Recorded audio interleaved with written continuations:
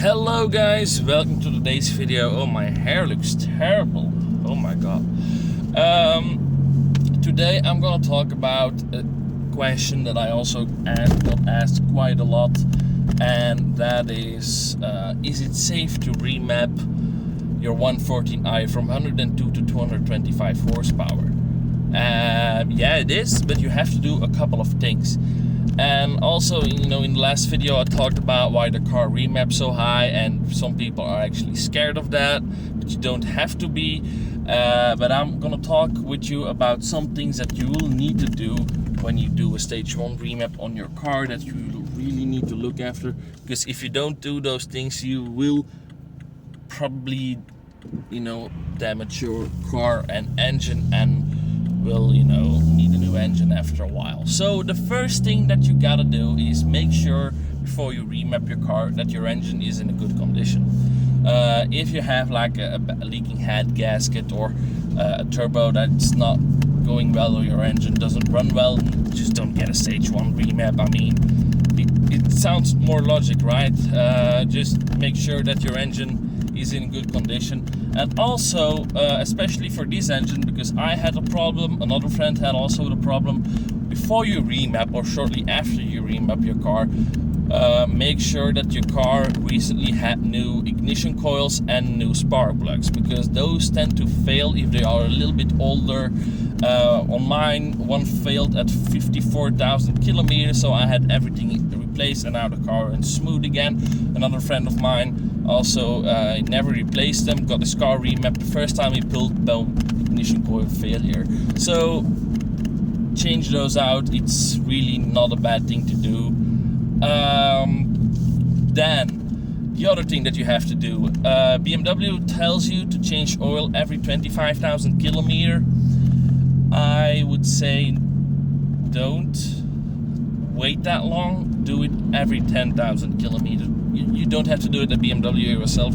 I mean, most 114i's are out of warranty anyway. Just do it yourself, or let the garage do it, and make sure to use good oil. So every 10,000 kilometers, new oil and new oil filter, of course. That's a very important thing to do.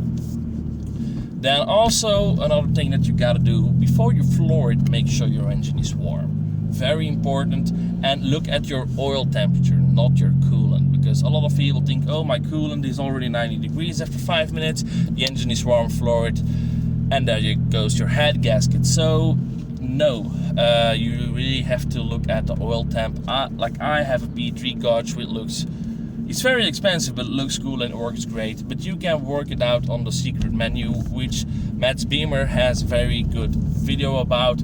I also have one, but his video is a little bit better, because I'm not about the technical stuff. I'm more about tuning and going hard and ruining cars, stuff like that, trashing cars.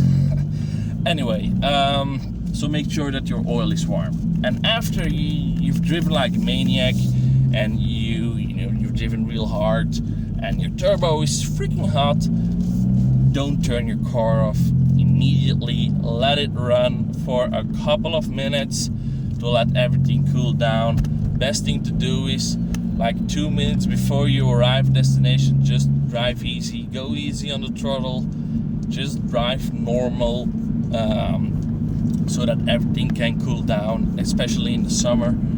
Because I see a lot of people just turn off their engine, and then the oil circulation will stop, and very hot parts like the turbo will not get any, will not be getting fresh oil circulated, everything. So that will be damaged after a while. So also a very important thing to think about.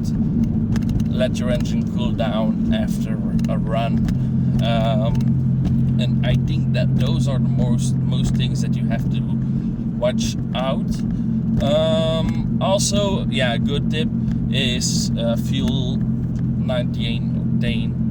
Use 98 octane fuel in your car instead of 95, because even with that 10% ethanol, I'm really not a fan of it.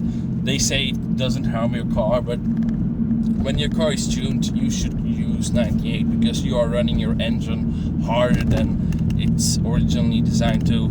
So 98 98 octane fuel, your car will just run better on it, and you'll also have a little bit more, the car will run better. So it doesn't cost more money at the long run because your components will last longer. So yeah, I think those are the things that you really have to look about. Oh yeah, and I actually forgot the most important thing: get your car tuned at a good tuner. Just don't go to a cheap guy that only has 200 euro and just throw standard map on it. That will fuck your engine within 10,000 kilometers. No, pay a little bit extra and go to a good tuner that really writes a custom map for your car. That's really something that I really advise, because a bad map can destroy your engine. So yeah, those are actually the things that you will have to look about when you get a 114i. And basically most things that I said are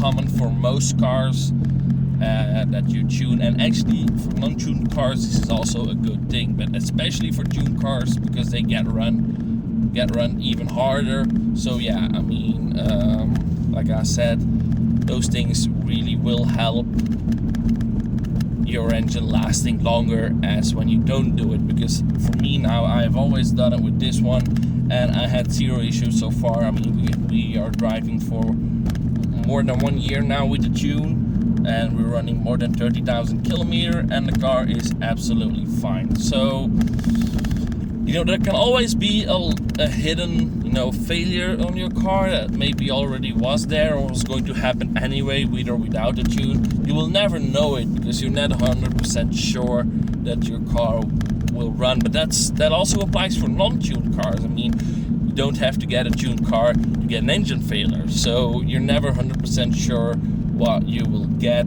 But for me now, with the rules that I applied for myself on this car, we have been good so far. So anyway guys, thanks for watching, and I will see you guys very soon. Bye.